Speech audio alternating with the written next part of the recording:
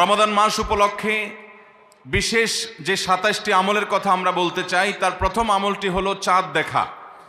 রমাদান মাসের চাঁদ শাবানের শেষ দিনে আমরা পশ্চিম আকাশে তালাশ করব, অনুসন্ধান করব। নবী করিম সাল্লাল্লাহু আলাইহি সাল্লাম বলেছেন, সোমু লিরুইয়াতিহি ওয়া আফতিরু লিরুইয়াতিহি, তোমরা চাঁদ দেখে রোজা রাখো আর চাঁদ দেখে তোমরা ঈদ উদযাপন করবে। অতএব মুসলমান রমজান মাসে সিয়াম সাধনা শুরু করবে চাঁদ দেখে, এবং সিয়াম ছেড়ে ঈদ উদযাপন করবে, সেটাও চাঁদ দেখে করবে। আর এই চাঁদ দেখাটা নবী করিম সাল্লাল্লাহু আলাইহি সাল্লামের গুরুত্বপূর্ণ একটি সুন্নাহ। চাঁদ দেখতে গিয়ে কেউ যদি চাঁদ দেখতে পান তিনিও সওয়াব পাবেন। যদি আপনি চাঁদ তালাশ করেন আর চাঁদ দেখতে নাও পান, তারপরও আপনি সওয়াব পাবেন, কারণ আপনি চেষ্টা করেছেন। চাঁদ দেখার একটি দোয়া নবী সাল্লাল্লাহু আলাইহি সাল্লাম আমাদেরকে শিক্ষা দিয়েছেন, আর সেটা হলো আল্লাহুম্মা আহিল্লাহু আলাইনা বিল ইয়ুমনি ওয়াল ঈমান ওয়াস সালামাতি ওয়াল ইসলাম রব্বি ওয়া রাব্বুকাল্লাহ। যার অর্থ হলো, হে আল্লাহ, এই নতুন চাঁদ, নতুন মাসটিকে আপনি আমাদের জন্য বরকতময় করে দিন, ঈমানময় করে দিন। ঈমানের সাথে যেন এই মাসে আমরা সময় কাটাতে পারি, অতিবাহিত করতে পারি, এবং নিরাপত্তা, শান্তি এবং ইসলামের উপর যেন আমরা থাকতে পারি। হে চাঁদ, তোমার এবং আমার পালনকর্তা এক আল্লাহ। এই দোয়া পাঠ করা সুন্নাত চাঁদ দেখার পর। আবার দোয়াটি বলছি, আল্লাহুম্মা আহিল্লাহু আলাইনা বিল ইয়ুমনি ওয়াল ঈমান ওয়াস সালামাতি ওয়াল ইসলাম রব্বি ওয়া রাব্বুকাল্লাহ। এটা সেই সকল সৌভাগ্যবান মানুষরা পড়বেন যারা চাঁদ দেখতে পেয়েছেন। অতএব রমাদানকে কেন্দ্র করে সর্বপ্রথম আমাদের যে আমলটি হবে তা হলো শাবানের শেষ দিবসে আমরা পশ্চিম আকাশে চাঁদ তালাশ করব ইনশাআল্লাহ। আজকাল আমরা বেশিরভাগ মানুষ চাঁদ তালাশ করি ফেসবুকে, সোশ্যাল মিডিয়াতে। আমরা ফেসবুক বা সোশ্যাল মিডিয়া থেকে নিউজ নিতেই পারি, কিন্তু আমার একজন মুসলমান হিসাবে কর্তব্য হলো আমি পশ্চিম আকাশে শাবানের শেষ দিবসে চাঁদ তালাশ করব।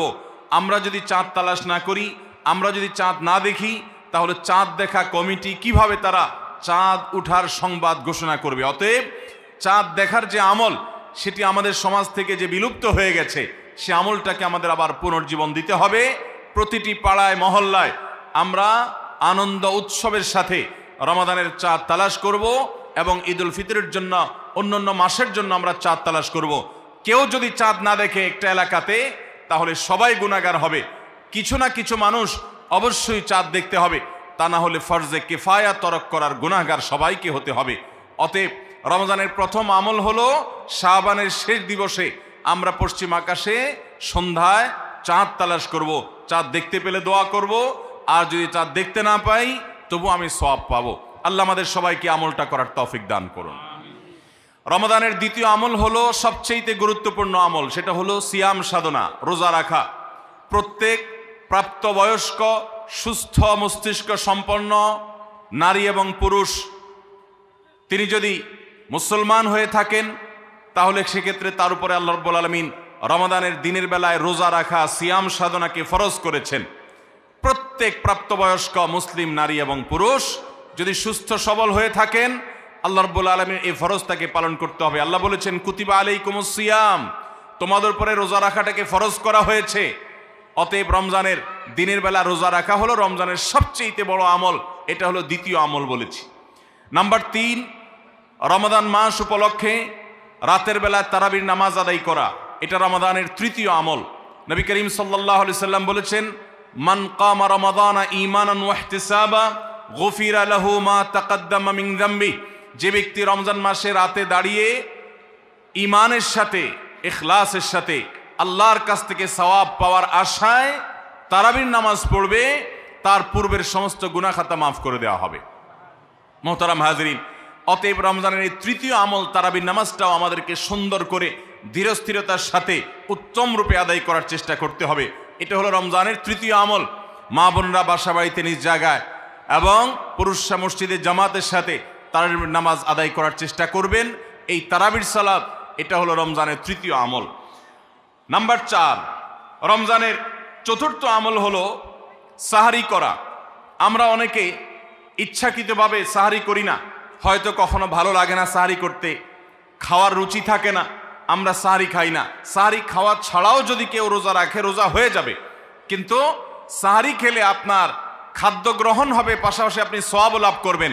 প্রতিদিনই আপনি খাবার খান, এই সমস্ত খাবার খাওয়াটা জায়েজ, এটার কারণে আপনার কোনো সওয়াব হবে না যদি আপনি সাধারণভাবে আপনি খাবার খান। কিন্তু আপনার নিয়ত যদি হয় ভোর রাতে খাবার গ্রহণ করছেন, আপনি কেন?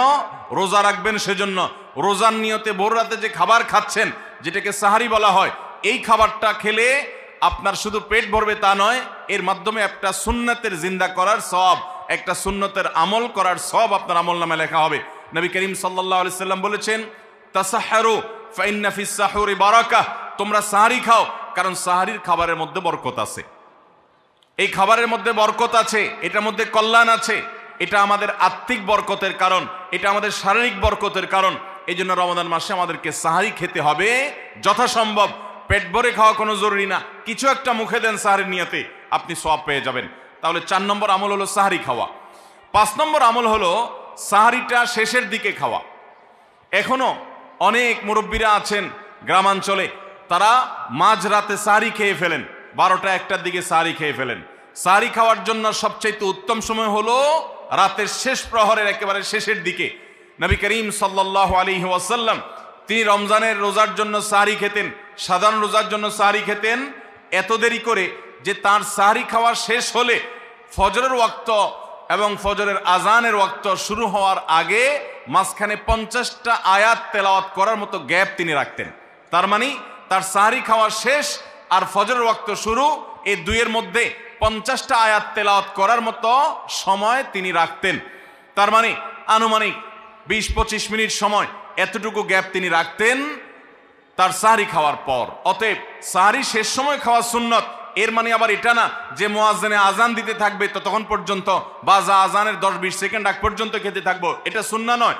সুন্নাহ হলো যে আজানের 20-25 মিনিট আগে কমপক্ষে 50টা আয়াত তেলাওয়াত করতে যে সময় লাগে, 20-25 মিনিট লাগে না, সাধারণত 10-15 মিনিটে 50টা আয়াত তেলাওয়াত করা যায়। তো এই পরিমাণ সময় অন্তত গ্যাপ দিয়ে তারপরে সাহারি খাওয়া। তাহলে শেষের দিকে সাহারি খাওয়া, এটা হলো রমাদানের 5 নম্বর আমল। আমরা অনেকে শেষের দিকে সাহারি খাই না, অনেক আগে খাই। একটু শেষের দিকে খাওয়াটা হলো সুন্নাত। নবী করিম সাল্লাল্লাহু আলাইহি সাল্লাম বলেছেন, এই উম্মত মুসলমান জাতি ততদিন কল্যাণের মধ্যে থাকবে, তারা কল্যাণের উপরে প্রতিষ্ঠিত থাকবে যতদিন তারা সাহারি বিলম্ব করে খাবে, দেরিতে খাবে, শেষের দিকে খাবে। নাম্বার 6 নম্বর আমল হলো রমজান উপলক্ষে ইফতার করা। ইফতার মানে নাস্তা খাওয়া। সারা বছর আমরা দিনের বেলায় শুরুতে নাস্তা খাই, কিন্তু এর কারণে কোনো সওয়াব আমাদের আমল নামায় লেখা হবে এমন কোনো কথা বলা হয় নাই।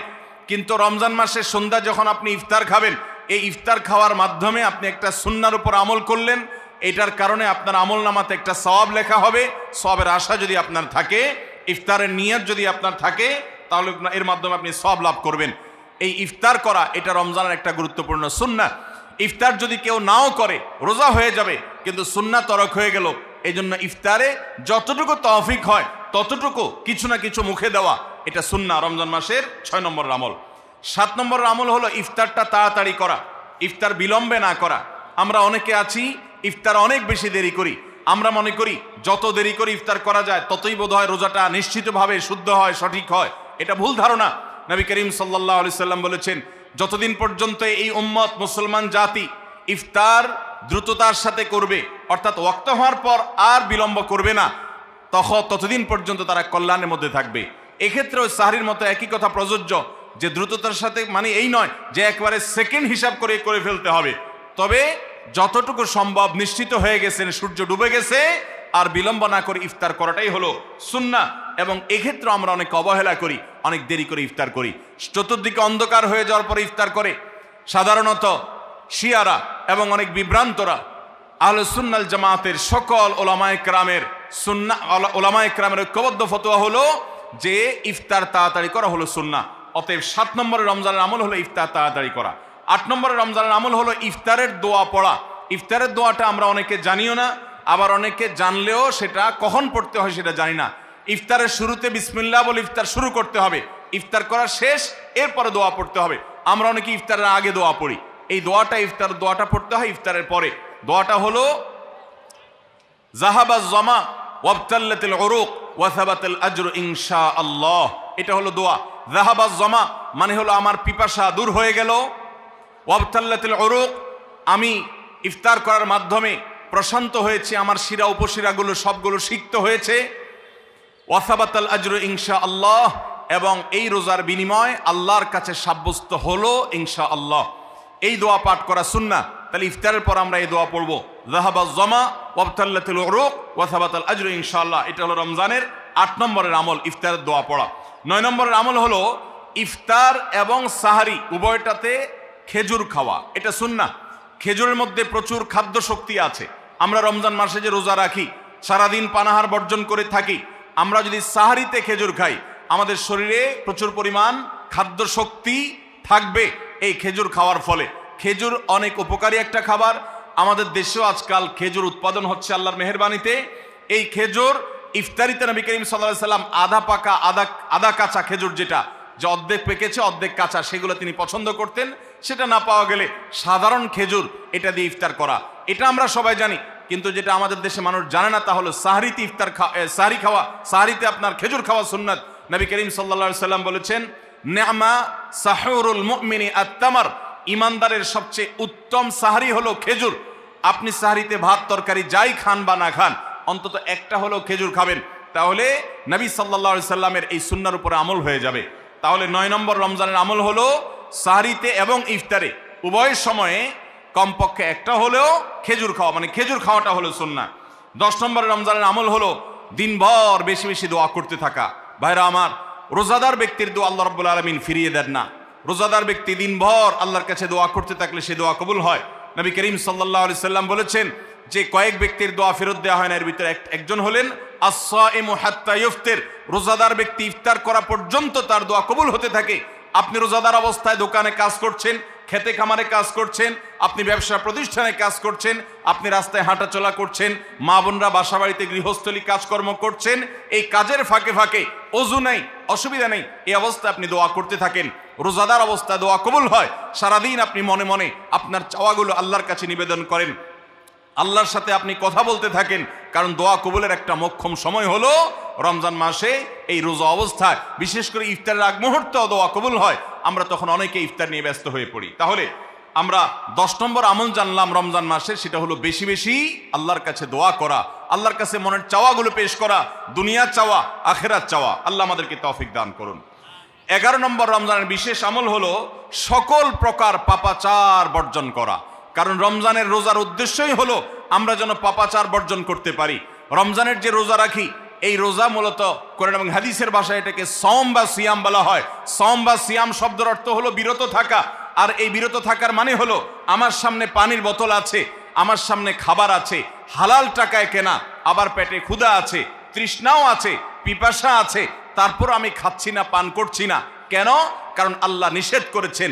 এখান থেকে শিক্ষা গ্রহণ করে আমার সামগ্রিক জীবনে সকল হারাম, সকল নিষিদ্ধ কাজ থেকে আমাকে বিরত থাকতে হবে, সেই শিক্ষা সিয়াম আমাকে দেয়। এই জন্য এই সিয়ামের মাধ্যমে হারাম বর্জন করা, আল্লাহর নিষিদ্ধ কাজগুলো বর্জন করা, এই ট্রেনিং, এই অভ্যাস রমজান মাসে গড়ে তুলতে হবে। নবী করিম সাল্লাল্লাহু আলাইহি সাল্লাম বিভিন্ন হাদিসে সেই গুরুত্ব আরোপ করেছেন। কোরআনে কারিমে আল্লাহ বলেছেন, তোমাদের উপরে সিয়াম ফরজ করা হয়েছে, তোমাদের পূর্ববর্তীদের উপরে যেমন ফরজ করা হয়েছে সেরকম। উদ্দেশ্য লাআল্লাকুম তাত্তাকুন, যাতে করে তোমরা গুনাহ ছাড়া আল্লাহর নির্দেশগুলো মেনে চলা, তাকওয়া অর্জন করা, অবলম্বন করার ট্রেনিং নিতে পারো, তাকওয়া অবলম্বন করতে পারো, শিখতে পারো এখান থেকে। অতএব রমজানের 11 নম্বর বিশেষ গুরুত্বপূর্ণ আমল হলো সকল হারাম, সকল পাপাচারগুলো এই মাসে বিশেষভাবে বর্জন করে চলা। যদি সেটা কেউ না করে তাহলে তার এই রোজার কোনো অর্থ হতে পারে না। অতএব 11 নম্বর আমল পাপাচার বর্জন করে চলা। 12 নম্বর আমল হলো পাপাচারের মধ্যে আবার বিশেষ করে মিথ্যা কথা, মিথ্যা কাজ, প্রতারণা 2 নম্বরই, এগুলো পরিহার করে চলা। এগুলো অন্য সময় তো পরিহার করতেই হবে, রমজানে আরো বিশেষ গুরুত্বের সাথে পরিহার করতে হবে। বুখারীর হাদিসে আসছে, নবী করিম সাল্লাল্লাহু আলাইহি সাল্লাম বলেছেন, মাল্লাম ইয়াদা কাওলাজ জুরি ওয়াল আমাল বিহি ফালাইসা লিল্লাহি হাজা আন ইয়াদা তাআমাহু ওয়া শারাবা। যে ব্যক্তি মিথ্যা কথা, মিথ্যা কাজ এগুলো ছাড়লো না, সেই ব্যক্তির উপবাস থাকায় আল্লাহর কোনো ঠেকা পড়ে নাই। অর্থাৎ তার এই রোজা থাকাটা উপোস থাকা ছাড়া কিছুই নয়, আর তার এই উপোস থাকায় আল্লাহর কোনো প্রয়োজন পড়ে নাই। অর্থাৎ তার এই রোজার কোনো মানে নাই, অর্থহীন হয়ে যাবে যদি সে রোজা রেখে মিথ্যা কথা বলে, মিথ্যা কাজ করে। এই জন্য রমজান মাসের গুরুত্বপূর্ণ আমল হলো 12 নম্বর আমল, যে আমরা মিথ্যা কথা, মিথ্যা কাজ রমজান মাসে পরিহার করবো রোজা অবস্থা বিশেষ করে। 13 নম্বর আমল হলো স্পেশালি ঝগড়াঝাটি থেকে বিরত থাকা। নবী করিম সাল্লাল্লাহু আলাইহি সাল্লাম বলেছেন, কোন রোজাদারের সাথে কেউ যদি কুতর্ক করতে আসে, ঝগড়া ফাসাদ করতে আসে, তাহলে সে বলবে ইন্নী সায়েম, আমি তোমার ঝগড়া, আমি তোমার গালিগালাজ, আমি তোমার বিতর্ক বৎসার জবাব দিতে পারছি না, কারণ আমি রোজাদার অবস্থায় আমি আমার মুখ নষ্ট করব না, সময় নষ্ট করব না। অতএব ফেসবুকের বাইরে সোশ্যাল মিডিয়াতে অথবা অনলাইনে অফলাইনে যে কোনো জায়গায় আমরা রমজান মাসে বিশেষভাবে ঝগড়াঝাটি, গন্ডগোল, ফাসাদ, তর্ক বিতর্ক, বৎসা এগুলো আমরা বর্জন করে চলবো, কারণ এটা রমজানের বিশেষ গুরুত্বপূর্ণ আমল যে এই মাসে আমি কোনো ঝগড়াঝাটি করব না। এটা হলো রমজানের 13 নম্বর বিশেষ আমল। 14 নম্বর বিশেষ আমল হলো সাধারণ যত আমল আছে, সাধারণ যত ভালো কাজ আছে, সেই ভালো কাজগুলো এই মাসে সবচেয়ে বেশি গুরুত্বের সাথে করা। কারণ আপনারা জানেন নবী করিম সাল্লাল্লাহু আলাইহি সাল্লাম বলেছেন, রমজানের শুরুর দিকে আল্লাহর পক্ষ থেকে এক ফেরেশতা ঘোষণা দিতে থাকে, ইয়া বাগিয়াল খায়র আকবিল, তোমাদের মধ্যে কেউ কি কোনো কল্যাণের পথে চলতে চায়, এমন কোন মানুষ আছে যে কল্যাণকামী, যে ভালো কাজ করতে চায়, তাহলে সে যেন অগ্রসর হয়, কারণ ভালো কাজ করার মৌসুম এসেছে, সময় এসেছে, সুবর্ণ সুযোগ এসেছে। এটা আমল করার সময়, এটা নিজের আমল নামার শূন্য স্থানগুলো পূরণ করার সময়, এটা জান্নাতের পথে এগিয়ে যাওয়ার সময়। অতএব যত নেক আমল আছে, সেটা যেই ধরনেরই হোক না কেন, সকল ভালো কাজ সবচেয়ে বেশি করতে হবে এই রমজান মাসে। 5 ওয়াক্ত নামাজকে গুরুত্বের সাথে পড়তে হবে, অন্যান্য সমস্ত আমলগুলো করতে হবে, সাধারণ আমলগুলো বিশেষ গুরুত্বের সাথে করা। এটা হলো 14 নম্বর আমল রমজানের। 15 নম্বর আমল হলো খুব গুরুত্বের সাথে ইস্তেগফার করা, আল্লাহর কাছে গুনাহ মাফ চাওয়া। কারণ আপনারা জানেন রমজান মাস এসেছে আমাদের গুনাহগুলোকে মাফ করাবার জন্য, রমজান মাস এসেছে আমাদেরকে জাহান্নাম থেকে মুক্তির পরোয়ানা পাইয়ে দেওয়ার জন্য। নবী করিম সাল্লাল্লাহু আলাইহি সাল্লাম বলেছেন, ওয়ালিল্লাহি উতাকাউ মিনান নার ওয়া যালিকা কুল্লু লাইলা, রমজানের প্রতি রাতে আল্লাহ তাআলা অসংখ্য অগণিত মানুষকে জাহান্নাম থেকে মুক্ত, অমুক জাহান্নাম থেকে মুক্ত, অমুককে জাহান্নাম থেকে মুক্ত ঘোষণা করা হলো। এই আল্লাহর ফরমানে এলাহি তিনি জারি করতে থাকেন, বহু মানুষকে আল্লাহ তাআলা মুক্ত ঘোষণা করেন। একজন ইমানদার বান্দা এই আল্লাহর তাআলার সাধারণ ক্ষমার অফার নেওয়ার জন্য তিনি চোখের পানি ফেলে দোয়া করবেন, তিনি বিভিন্ন সময় দোয়া করবেন, আল্লাহ রমজান মাস চলছে, এটা গুনাহ মাফ করানোর সময়, এটা গুনাহ মাফ করার সুবর্ণ সুযোগ, আপনি আমার গুনাহগুলো মাফ করে দিন, আমার ভুল ত্রুটি মাফ করে দিন, সারা বছর আমি অনেক পাপ করেছি, আল্লাহ আপনি আমাকে ক্ষমা করে দিন, আমার হিসেবে যত আমল নামাতে যত গুনাহ আছে সবগুলো আপনি ডিলিট করে দিন। আল্লাহর কাছে মাফ চাইতে হবে। নবী করিম সাল্লাল্লাহু আলাইহি সাল্লাম বলেছেন, জিবরিল এসে তার কাছে প্রস্তাব পেশ করেছেন আল্লাহর তরফ থেকে, বাউদামান আদরাকা রমাদান ওয়া লাম ইগফার লাহ, যে ব্যক্তি রমজান পেয়েছে অথচ তার গুনাহ মাফ হয় নাই, সে ধ্বংস হোক। নবী সাল্লাল্লাহু আলাইহি সাল্লাম আমিন বলেছেন। অতএব রমজান মাসে গুনাহ মাফ যদি আপনি করাতে না পারেন, তাহলে জিবরিলের বদদোয়া, নবী সাল্লাল্লাহু আলাইহি সাল্লামের বদদোয়া আপনার জন্য লাগবে। এই জন্য যেই কোনো মূল্যে রমজানের প্রতি রাতে প্রতিদিন চোখের পানি ফেলে একটু একটু করে হলে দোয়া করে আল্লাহর কাছে নিজের গুনাহগুলো মাফ করাইতে হবে। জাহান্নাম থেকে মুক্তির ঘোষণা আল্লাহর পক্ষ থেকে আদায় করে নিতে হবে। এর মাধ্যমে এটা হবে দোয়ার মাধ্যমে, রোনাজারির মাধ্যমে, কান্নাকাটির মাধ্যমে, চেষ্টার মাধ্যমে, আল্লাহর কাছে তওবা করার মাধ্যমে। আল্লাহ আমাদেরকে তৌফিক দান করুন। এটা হলো 15 নম্বর আমল, যে গুনাহগুলো মাফ করাবো, জাহান্নাম থেকে মুক্তির পরোয়ানা দেওয়া হয়, সেটি আমার নামটা যেন সেই তালিকায় যায়, সে চেষ্টা আমরা করব প্রতিদিন। 16 নম্বর রমজানের বিশেষ আমল হলো রোজাদারকে ইফতার করানো। নবী করিম সাল্লাল্লাহু আলাইহি সাল্লাম বলেছেন, মান ফাত্তারা সাইমান ফালাহু মিসলু আজরিহি মিন গায়রি আন ইউনকাসা মিন আজরিহি শাইআ, যদি কেউ কোনো রোজাদারকে ইফতার করায়, আল্লাহ রাব্বুল আলামিন ওই রোজাদারের রোজার কারণে তিনি যে সওয়াব পেয়েছেন তারটা তিনি পাবেন, অতিরিক্ত বোনাস হিসাবে যেই লোকটা ইফতার করালো রোজাদারকে, আল্লাহ তাআলা তাকে সমপরিমাণ সওয়াব দান করবেন। ভাইরা আমার, আমরা রমজান মাসে কেউ চাইলেও 30টার বেশি রোজা রাখতে পারবো? 30টার বেশি রোজা রাখার কোনো সুযোগ আছে? ছোট পোলাপান আছে, তারা দিনে 2-3টা করে রাখে, কিন্তু প্রাপ্তবয়স্ক কোনো মানুষ রমজান মাসে দিনের বেলায় একটা বেশি রোজা রাখার সুযোগ আছে? 30টা বেশি আমরা রাখতে পারবো না। কিন্তু যদি আপনি চান আপনার আমল নামায় 60টা রোজার সওয়াব লেখা হবে, তাহলে সম্ভব। আর সেটা কিভাবে?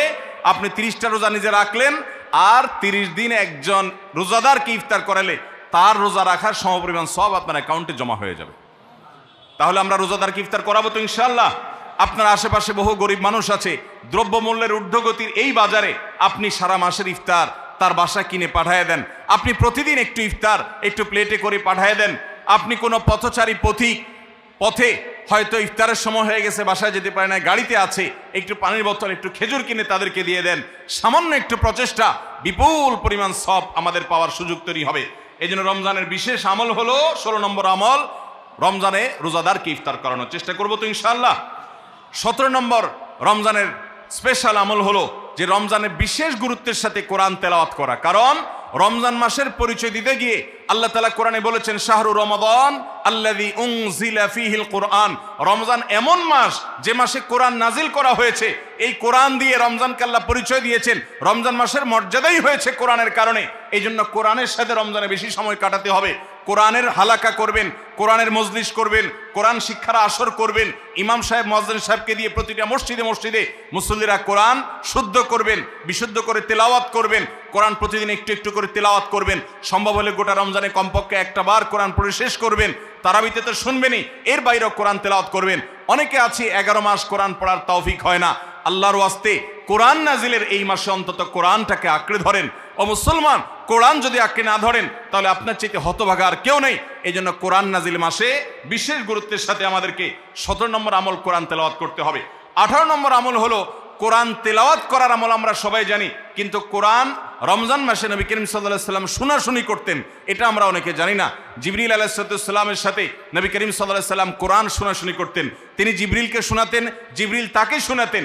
এই জন্য রমজান মাসে আপনি কোরআন তেলাওয়াত করে আপনার স্ত্রীকে শোনান, স্ত্রী তেলাওয়াত করবে, আপনি শুনেন, আপনি অন্য কারোর সাথে এভাবে শোনাশুনি করেন। এইটাও রমজান মাসের বিশেষ গুরুত্বপূর্ণ আমল। সেই সাথে কোরআন বুঝে পড়া, কোরআনের ব্যাখ্যা জানার চেষ্টা করা, অর্থ সহকারে জানার চেষ্টা করা, কোরআনের কি আছে, আল্লাহ কি বলেছেন, সে ইলমটা অর্জন করার এক বিরাট প্রয়োজনীয় সময় মুহূর্ত হলো রমজান মাস। 18 নম্বর আমল হলো তাহলে কোরআন শোনাশুনি করা। 19 নম্বর আমল হলো সাদাকা করা, দান করা। আমাদের প্রিয় নবী সাল্লাল্লাহু আলাইহি ওয়াসাল্লাম সম্পর্কে তার সহধর্মিনী উম্মুল মুমিনিন আয়েশা রাদিয়াল্লাহু তাআলা আনহা বলেছেন, নবী সাল্লাল্লাহু আলাইহি ওয়াসাল্লাম এমনিতেই দানশীল ছিলেন। তিনি সারা বছর প্রচুর পরিমাণে দান করতেন, কিন্তু রমজান যখন শুরু হতো তখন তিনি সবচেয়ে বেশি বদান্য, সবচেয়ে বেশি দানশীল হয়ে পড়তেন। তার দানশীলতা এত বেড়ে যেত যে মুক্ত বাতাস যেরকম সব জায়গায় পৌঁছে যায়, যে জায়গায় মানুষ চায় দরজা খুলে রাখে সেখানেও যায়, কোনো একটা ফাঁক ফোকর পেলে সেই জায়গায়ও মুক্ত বাতাস প্রবেশ করে। নবী সাল্লাল্লাহু আলাইহি ওয়াসাল্লামের রমজানের দানটা এরকম ছিল যে চায় তাকেও দিতেন, যে চায় না তাকেও দিতেন। তিনি দুই হাতে দিতেন। তিনি অনেক বেশি সম্পদশালী ছিলেন না, কিন্তু যেটুকু ছিল অকাতরে তিনি দান করতেন। আমাদের আয়েশা রাদিয়াল্লাহু তাআলা হাদিস থেকে বোঝা যায় রমজান মাস দানের মাস। এই জন্য নবীজি বছরের অন্য যে কোনো সময় চাইতে রমজানে বেশি বেশি দান করতেন। আপনার আত্মীয় স্বজনকে দান করেন, রক্ত সম্পর্কীয় মানুষগুলোকে দান করেন, পাড়া প্রতিবেশীর অভাবী মানুষদেরকে দান করেন, চেনা অচেনা জানা অজানা সমস্ত মানুষকে আপনার সাধ্য অনুযায়ী আপনি দান করা শুরু করেন। এটা রমজান মাসের গুরুত্বপূর্ণ একটা আমল। এবং 19 নম্বর আমল দান করা। 20 নম্বর আমল হলো সাহরি খেতে আমরা যখন উঠি তখন একটু তাহাজ্জুদের নামাজ পড়া, একটু দোয়া করা। এই সুযোগটা 11 মাস আমাদের হয় না। তাহাজ্জুদের নামাজ এত গুরুত্বপূর্ণ যে কোরআনে কারিমে আল্লাহ রাব্বুল আলামিন এই নফল আমলের নির্দেশ করেছেন, অমিনাল লাইলি ফাতাহাজ্জাদ বিহি নাফিলাতাল লাক, রাতের কিছু অংশ নফল হিসাবে তুমি তাহাজ্জুদ পড়ো। ভাইরা আমার, 5 ওয়াক্ত নামাজের জন্য ডাকে মুয়াজ্জিন আজানের মাধ্যমে, আর তাহাজ্জুদের জন্য ডাকেন স্বয়ং আল্লাহ রাব্বুল আলামিন। আমরা সবাই হাদিস জানি, নবী করিম সাল্লাল্লাহু আলাইহি ওয়াসাল্লাম বলেছেন যে রাতের শেষ প্রহর যখন হয় আল্লাহ দুনিয়ার আসমানে এসে ডেকে ডেকে বান্দাদেরকে বলেন, আলা মিন মুস্তাগফিরিন ফাগফিরাল্লাহ, আছো যে তোমরা কেউ ক্ষমা চাইবা আমি ক্ষমা করব। অফার নিয়ে আল্লাহ নিজে ডাকেন, আল্লাহ নিজে আহ্বান করেন। এই জন্য ভাইরা আমার, তাহাজ্জুদের নামাজ 12 মাস আমরা পড়তে পারি, 11 মাস আমরা পড়তে পারি না, কারণ আমাদের কাজে কামে ব্যস্ততা, রাতে দেরিতে শোয়ার বদভ্যাস। আমরা চাইলেও তাহাজ্জুদ পড়তে পারি না, ফজর পড়তেই কষ্ট হয় অনেকের। কিন্তু রমজান মাসে তো সাহরি খেতে আপনি উঠেন, আপনি একটু চেষ্টা করলে 10টা মিনিট সময় বের করেন, সাহরি খাওয়ার পরে বা আগে 10টা মিনিট নিরিবিলি 2-4 রাকাত নামাজ পড়েন, সময় নিয়ে আস্তে আস্তে ধীরে ধীরে সিজদা গিয়ে একটু চোখের পানি ফেলেন, একটু দোয়া করেন, মনের চাওয়াগুলো নিবেদন করেন। এই সুযোগটা রমজানে বিশাল বড় সুযোগ। আমরা অনেকেই এটা মিস করি, শুধু সাহরি খেয়ে আমরা সময় পার করি। আমাদের অনেক যুবকরা, অনেক তরুণরা আজকাল সাহরি পার্টি বের করেছে। ভোর রাতে যখন দোয়া কবুল হয় এই সময়টাতে কপাল পোড়ারা রেস্টুরেন্টে গিয়ে সাহরি পার্টি করে, আনন্দ উৎসব করে, ফুর্তি করে। এটা কোনো এনজয় করার সময় নয়, এটা কাদার সময়, এটা সেজদা পড়ার সময়, এটা রেস্টুরেন্টে যাওয়ার সময় নয়, এটা আলো ঝলমলে কোনো রেস্টুরেন্টে বসার সময় নয়, এটা আলো আধারিতে আল্লাহর কাছে, রবের কাছে ফরিয়াদ করার সময়। আল্লাহ আমাদেরকে বুঝার তৌফিক দান করুন। ভাইরা আমার, তাহলে রমজানের 20 নম্বর আমল হলো তাহাজ্জুদের নামাজ সাহরিতে উঠলে আমরা একটু পড়বো এবং একটু একটু দোয়া করব, চেষ্টা করবো তো ইনশাআল্লাহ। 24 ঘন্টার ভিতরে সবচেয়ে মূল্যবান দোয়া, আল্লাহর সবচেয়ে নিকটে যে বান্দা দোয়া করতে পারে ভোর রাতে তাহাজ্জুদের সময়, এই সুযোগটা রমজানে তৈরি হয়। আমরা সবাই এই সুযোগটা গ্রহণ করবো। 20 নম্বর আমল। 21 নম্বর আমল হলো আল্লাহ যাদেরকে সামর্থ্য দিয়েছেন তারা ওমরা করবেন। রমজানে ওমরার ফজিলত হলো, নবী করিম সাল্লাল্লাহু আলাইহি ওয়াসাল্লাম বলেছেন, ওমরাতুন ফি রমাদান তাআদিলু হাজ্জাহ, রমজানের একটা উমরা একটা হজের সমতুল্য। অন্য হাদিসে আসছে নবীজি বলেছেন উমরাতুন ফি রমাদান তাআদিলু হাজ্জাতাম মাই, রমজানে একটা উমরা হলো নবী করিম সাল্লাল্লাহু আলাইহি সাল্লামের সাথে হজ করার সমান সওয়াব। অতএব যাদের তৌফিক আছে তারা উমরা করবে 21 নম্বর আমল। 22 নম্বর আমল হলো রমজানে দিনের বেলা রোজা রেখে বেশি বেশি মেসওয়াক করবেন। আমরা অনেকে এটা জানি না যে রোজা রেখে মেসওয়াক করা যায়, আমরা বরং অনেকে মেসওয়াক করি না যে রোজা দুর্বল হয় কিনা। অথচ আম্মাজান আয়েশা রাদিয়াল্লাহু তাআলা আনহা বলেছেন যে আমি নবী করিম সাল্লাল্লাহু আলাইহি সাল্লামকে রমজান মাসে রোজা রেখে এত বেশি পরিমাণে মেসওয়াক করতে দেখেছি যে গুণে শেষ করা যাবে না। এই জন্য রমজান মাসে আপনার পকেটে মেসওয়াক থাকতে হবে এবং বেশি বেশি করে আপনি মেসওয়াক করবেন। দুপুরে প্রত্যেক নামাজের আগে পরে যখন সুযোগ পান আপনি মেসওয়াক করবেন এবং মেসওয়াক করার মাধ্যমে আরেকটি আমল হবে যেটি নবী সাল্লাল্লাহু আলাইহি সাল্লাম করতেন রোজা রেখে। এটি 22 নম্বর আমল, রোজা রেখে মেসওয়াক করা। 23 নম্বর আমল হলো রমজানের শেষ 10টা দিন ইতিকাফে বসে যাওয়া। যাদের তৌফিক আছে মসজিদে ইতিকাফে বসে যাবেন। ভাইরা আমার, তৃতীয় হিজরিতে রোজা ফরজ হওয়ার পর নবী করিম সাল্লাল্লাহু আলাইহি সাল্লাম জীবনে কখনো রমজানের শেষ 10 দিন মসজিদে ইতিকাফে বসা ছাড়া সময় কাটান নাই। আমরা বেশিরভাগ মানুষ জীবনে একবারও ইতিকাফের তৌফিক আমাদের হয় নাই। যে আমল নবী করিম সাল্লাল্লাহু আলাইহি সাল্লাম কখনো ছাড়েন নাই, আমরা বেশিরভাগ কপাল পোড়া সে আমলটা জীবনে একবারও করি নাই। ইতিকাফের মানে হলো আপনি গাট্টি বস্কা নিয়ে, আপনার কাঁথা বালিশ নিয়ে, আপনার সব কাপড় চোপড় নিয়ে আপনি আল্লাহর চৌকাঠে এসে পড়ে যাওয়া। এটা অত্যন্ত অত্যন্ত তৃপ্তিদায়ক একটা ইবাদত, অত্যন্ত এই একটা মজাদার একটা ইবাদত, যেটার স্বাদ আপনি আস্বাদন একবার করলে আপনাকে আর কেউ ঠেকাতে পারবে না। আমরা মনে করি ইতিকাফ মানে মসজিদে বন্দী হয়ে যাওয়া, কথা বলা যাবে না, বোবার মতো থাকতে হবে। এটা ভুল ধারণা। মসজিদে থাকলে প্রয়োজনে কথা বলতে পারবেন, আপনি ঘুমাতে পারবেন, আপনি অন্যান্য প্রয়োজনীয় কাজ, একান্ত প্রয়োজনীয় কাজও করতে পারবেন। তবে মসজিদের মধ্যে নিজেকে বন্দী করে রেখে আপনি যখন ইবাদত করবেন আপনার ফিলিংস হবে যে আমি আল্লাহর কাছে এসে নিজেকে বন্দী করে ফেলেছি। অসম্ভব ভালো লাগা কাজ করবে। আপনি যদি ইতিকাফে থাকেন তাহলে সেক্ষেত্রে বিশাল বড় একটা আমল আপনি জিন্দা করলেন। আমাদের দেশে অনেক মসজিদে ইতিকাফের জন্য লোক ভাড়া করা হয়। লোক ভাড়া করে ইতিকাফে বসাইলে সেটা গুনাহ হবে। যে ভাড়া করে রাখবে সেও গুনাহগার, যে ভাড়ার বিনিময়ে বসবে সেও গুনাহগার হবে। ইবাদতে কোনো টাকা পয়সা দেওয়া চলে না। অতএব ভাইরা আমার, ইতিকাফ আমরা করবো তো ইনশাআল্লাহ। রমজানের শেষ দশকে ইতিকাফ করা, এটা 23 নম্বর আমল। 24 নম্বর আমল হলো রমজানের শেষ দশকে বেশি বেশি ইবাদত করার চেষ্টা করা। বুখারী শরীফে আসছে নবী করিম সাল্লাল্লাহু আলাইহি সাল্লাম সম্পর্কে আম্মাজান আয়েশা বলেছেন, ইদা দাখালাল আশর, রমজানের শেষ 10 দিন যখন শুরু হতো তখন নবী সাল্লাল্লাহু আলাইহি সাল্লাম কি করতেন? আইকাজ আহিয়া লাইলা, সারা রাত আর ঘুমাতেন না। শেষ 10 দিন সারা রাত ঘুমাতেন না। ওয়াসাদ্দা মিজারা, কোমর বেঁধে নিতেন। ওয়াইকাদা আহলা, এবং তার পরিবারকে তিনি জাগিয়ে তুলতেন। আরেক হাদিসে আসছে নবী সাল্লাল্লাহু আলাইহি সাল্লাম বলেছেন, কারণ নবী সাল্লাল্লাহু আলাইহি ওয়াসাল্লাম ইযা দাখালাল আশর ইয়াজতাহিদু ফীহি মা লা ইয়াজতাহিদু ফী গায়রি, নবীজির জীবনে কখনো ইবাদতের জন্য এত চেষ্টা করতেন না যত চেষ্টা করতেন রমজানের শেষ দশকে ইবাদতের জন্য। আমাদের দেশে দেখবেন রমজানের প্রথম 10 দিন মসজিদ পূরণ হয়ে, মসজিদের বারান্দা ফিল আপ হয়ে, বাহিরেও মুসল্লি হয়, সেখানে চাটাই এবং কার্পেট বিছানো লাগে। কিন্তু দ্বিতীয় দশক আসলে আস্তে আস্তে বাহিরের মুসল্লি হাওয়া হয়ে যায়, আস্তে আস্তে চাটাই উঠে যায়, মসজিদের ভিতরে মুসল্লি চলে আসে। শেষের 10 দিন হলে একেবারে মূল মুসল্লি যেগুলো ওয়াক্তিয়া নামাজের, এর বাইরে অতিরিক্ত মুসল্লি সব ঝরে পড়ে যায়, সব ঈদের মার্কেটে চলে যায়। ভাইরা আমার, নবী করিম সাল্লাল্লাহু আলাইহি সাল্লাম শেষ দশককে সবচেয়ে গুরুত্ব দিতেন, আর আমরা সবচেয়ে অবহেলা করি সেই সময়টাকে। আল্লাহ আমাদেরকে শেষ দশককে ইবাদতের জন্য বিশেষ গুরুত্ব দেওয়ার তৌফিক দান করুন। তাহলে রমজানের 24 নম্বর আমল হলো শেষ দশক বিশেষভাবে ইবাদতবন্দি করা। 25 নম্বর আমল হলো লাইলাতুল কদর তালাশ করা। নবী করিম সাল্লাল্লাহু আলাইহি সাল্লাম বলেছেন, তাহাররাউ লাইলাতুল কদর ফিল বিত্রি মিনাল আশরিল আওয়াখির মিন রমাদান, তোমরা রমজানের শেষ দশকের বেজোড় রাতগুলোতে লাইলাতুল কদর বেশি বেশি করে তালাশ করো। বেজোড় রাতগুলোতে বেশি বেশি, শেষ দশকের প্রত্যেক রাতেই জেগে জেগে ইবাদত করা কদর হতে পারে সে আশায়। কদরের একটা রাত যদি ইবাদত করতে পারেন আপনি, তাহলে 1000 মাস ইবাদতের চাইতে বেশি উত্তম হবে, আপনার আমলনামাতে সওয়াব বেশি জমা হবে। এই জন্য কদরের রাতে ইবাদতের চেষ্টা করা। সারা বছরের শ্রেষ্ঠ রাত হলো কদরের রাত। কোরআন নাজিল হয়েছে এই কদরের রাতে। অতএব কদরের রাত পাওয়ার জন্য শেষ দশকের প্রত্যেকটা রাতে, প্রত্যেকটা না পারলে অন্তত বেজোড় 21, 23, 25, 27, 29 এই রাতগুলোতে ইবাদত করবো। আল্লাহ আমাদেরকে তৌফিক দান করুন।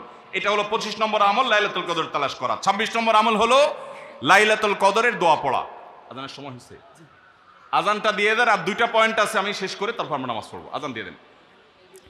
আর 2টা পয়েন্ট আছে, এই 2টা পয়েন্ট শেষ করে আমরা মসজিদে যাব। সবাই যার যার জায়গায় বসে আজানটা দিয়ে দেন। শেষ করে ফেলবো? আচ্ছা ঠিক আছে, তাহলে আমরা শেষ করি। 2 মিনিট লাগবে ইনশাআল্লাহ। তাহলে 25 নম্বর আমল হলো লাইলাতুল কদর তালাশ করা। শেষ দশকের সবগুলো রাতে, সম্ভব না হলে বেজোড় রাতে। আল্লাহ আমাদেরকে তৌফিক দান করুন। আর ২৬ নম্বর আমল হলো লাইলাতুল কদর যদি আমরা পেয়ে যাই, মনে হয় যে এটা লাইলাতুল কদর হতে পারে, তাহলে একটা বিশেষ দোয়া পড়া। দোয়াটা হলো আল্লাহুম্মা ইন্নাকা আফুউন তুহিব্বুল আফওয়া ফাআফু আন্নি। হে আল্লাহ, আপনি ক্ষমাশীল, আপনি ক্ষমা করতে ভালোবাসেন, পছন্দ করেন, আপনি আমাকে ক্ষমা করুন। এই দোয়াটা পড়বো তো ইনশাআল্লাহ। আল্লাহুম্মা ইন্নাকা আফুউন, বড় বড় অর্থবহ একটা দোয়া, বড় মজাদার একটা দোয়া। আল্লাহুম্মা ইন্নাকা আফুউন, আল্লাহ আপনি তো ক্ষমাশীল, তুহিব্বুল আফওয়া ক্ষমা করতে পছন্দ করেন, ফাআফু আন্নি অতএব আমাকে ক্ষমা করেন। ২৬ নম্বর আমল লাইলাতুল কদরের দোয়া পড়া। ২৭ নম্বর এবং সর্বশেষ আমল হলো রমজানের শেষে ঈদের চাঁদ দেখা যাওয়ার পর অথবা ঈদের চাঁদ দেখা যাওয়ার একদিন আগেও করা যায় ফিতরা আদায় করা, গরিবদের বাসায় খাদ্য পৌঁছে দেওয়া। এটা কেন করব? নবী করিম সাল্লাল্লাহু আলাইহি সাল্লাম বলেছেন, যাকাতুল ফিত্রে তুহরাতান লিস-সাইমি আনিল লাগবি ওয়ার রাফাস ওয়া তু'মাতাল লিল মাসাকিন। ফিতরা এটা হলো দুইটা উদ্দেশ্যে। এক হলো রোজা রেখে আমাদের যে ছোটখাটো ভুল ত্রুটি হয়, অনর্থক কথা হয়ে যায়, এগুলো থেকে রোজাটাকে পরিচ্ছন্ন করার জন্য সদকায়ে ফিতর বা আমরা যে ফিতরা দেই এটা ভূমিকা রাখে, এটা কার্যকর হয়, আমাদের রোজাকে ত্রুটিমুক্ত করে দেয়, রিফাইন করে দেয়। আর দ্বিতীয়ত হলো ঈদের দিন গরিব দুঃখীদের বাসায় খাবারের নিশ্চয়তা এনে দেয়। এজন্য রমজানের শেষ আমল হবে যেটা দিয়ে রমজানকে আমরা বিদায় দিব, সেটা হলো ফিতরা দেওয়া, ফিতরার আমল করা। এটা আমরা সবাই, পরিবারের যত লোক আছে, রোজা থাকুক কিংবা ছোট বাচ্চা হোক, সবার তরফ থেকে একজন করে মিসকিনকে পুরো দিনের খাবার আমরা দিয়ে দিব। চেষ্টা করবো তো ইনশাআল্লাহ। আল্লাহ আমাদের সবাইকে তৌফিক দান করুন।